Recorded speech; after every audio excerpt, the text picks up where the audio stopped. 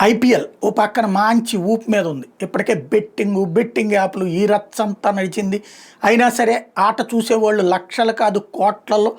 మొదట 1 కోటి మందితో ప్రారంభం మ్యాచ్ బిగిన్ అయ్యాక 10 కోట్ల, 15 కోట్ల, 20 కోట్ల, 25 కోట్ల, 50 కోట్ల ఓటీటీ ప్లాట్ఫారాల్లోనే కనబడుతున్నారు. ఇక సెల్ ఫోనుల్లో దగ్గర నుంచి టీవీల దాకా చూస్తే కోట్ల మందే చూస్తున్నారు. కనీసం రోజుకి 30 కోట్ల మందికి తక్కువ కాకుండా చూస్తున్నారు.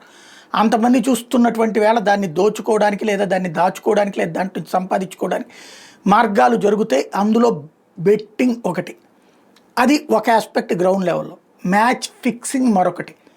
ఇప్పుడు ఆటగాళ్ల దగ్గర నుంచి, కోచ్ల దగ్గర నుంచి, రెఫరీల దగ్గర నుంచి మిగతా వాళ్ళందరినీ కూడా ప్రభావితం చేసే ఒక కుట్ర జరుగుతోందని బీసీసీఐ అనుమానిస్తోంది.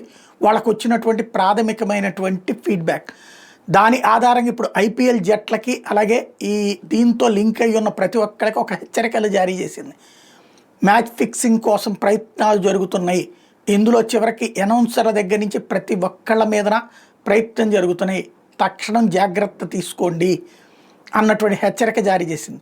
అది దరిద్రం వల్ల ఏంటంటే ఇది ఎక్కడి నుంచి జరుగుతుందంటే హైదరాబాద్ కేంద్రంగా జరుగుతోంది, ఎవరో ప్రయత్నిస్తున్నారు అన్నటువంటి ఆరోపణ చేసింది. ఇది సంచలనాత్మకమైనటువంటి అంశం.